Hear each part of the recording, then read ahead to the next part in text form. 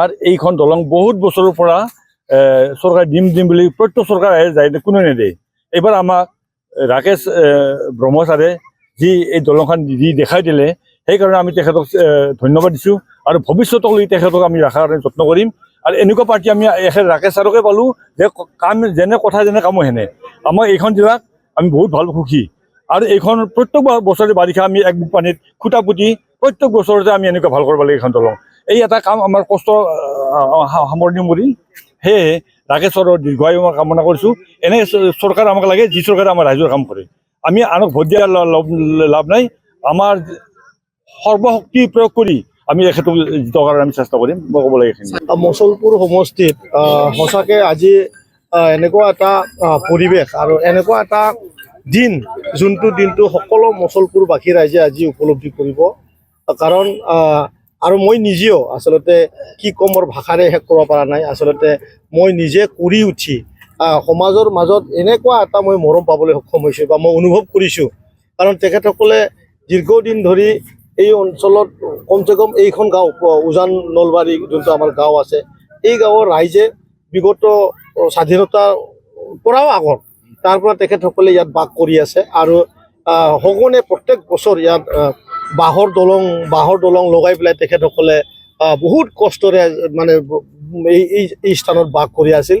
আৰু বহুত লিডাৰ আহি গ'ল, বহুত চৰকাৰ হ'ল, কিন্তু কোনোৱে এইখন গাঁৱৰ প্ৰতি দয়া চকুৰে চোৱা নাছিল। মই নিৰ্বাচনৰ প্ৰচাৰ কৰাৰ সময়তে মই তেখেতসকলক প্ৰতিশ্ৰুতি দিছিলোঁ যে মই আপোনালোকক বহুত জলদি আমি মোৰ কাৰ্যকালৰ সময়তে মই এই দলংখন নিৰ্মাণ কৰি দিম।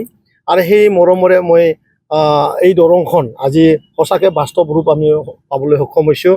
মই এই গাঁওখনৰ আমাৰ ভাইটিসকল আছে, বিশেষ কৰি মোৰ লগত খুব ভাল সম্বন্ধ। আই মাতৃসকলৰ জ্যেষ্ঠসকলৰ মোৰ লগত খুব ভাল এটা সম্বন্ধ আছে। অনাগত সময়ত আৰু কৰণীয় কাম আছে। আমাৰ প্ৰমোদ বড়ো ডাঙৰীয়াই অলপ আগতে এই দলংখন মুকলি কৰি গুচি গ'ল আৰু তেখেতে কৈ গ'ল যে এইখন গাঁৱৰ ভৱিষ্যতৰ ভালৰ কাৰণে তেখেতক কাম কৰি যাব। আৰু মোৰ নিৰ্দেশ দিছে চেণ্ড লেভেলিং কৰি এই সময়ত কমচে কম তেখেতসকলে ভালকৈ যাতে থাকিব পাৰে সেই ব্যৱস্থাটো কৰিব দিছে। আৰু তেখেতে অহা বছৰত যোনটো আমাৰ ফাইনেন্সিয়েল ইয়াৰ হ'ব বা সেই সময়ত তেখেতে আমাৰ CC ব্লকৰ ৰাস্তা বনাই দিম বুলি তেখেতে প্ৰতিশ্ৰুতি দিছে। মই সঁচাকৈ আজি বহুত আনন্দ, মই নিজেও আৱেগিক হৈছোঁ যে ইমান সুন্দৰ এটা দলং হৈছে, ৰাইজে বহুত খুচি। এইখিনি মই যিমানটো পাৰোঁ মই চৰকাৰৰ পক্ষত মই বহুত এটা গুৰুত্ব দিয়া নাই। কাৰণ নিৰ্বাচনৰ সময়ত ৰাইজে মোৰ ওপৰত বহুত এটা আশা আছিলে।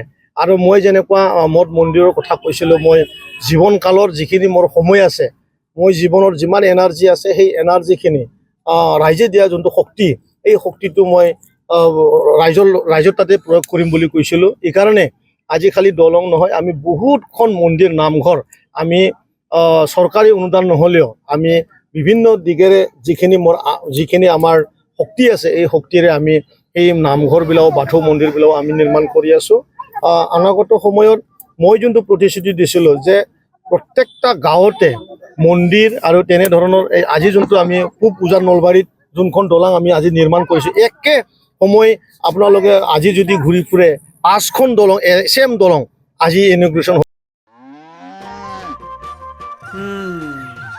মোৰ লখিমী কেইজনীয়ে ইমান বেছিকৈ গাখীৰ দিয়ে, মনটো একেবাৰে ভাল লাগি যায়। বিয়মৰ দানা খোৱাৰ পৰা মই বেছিকৈ লাভৱান হৈছোঁ। আপোনালোকেও বিয়মৰ দানা খুৱাওক আৰু এইটো বেছিকৈ লাভ কৰক।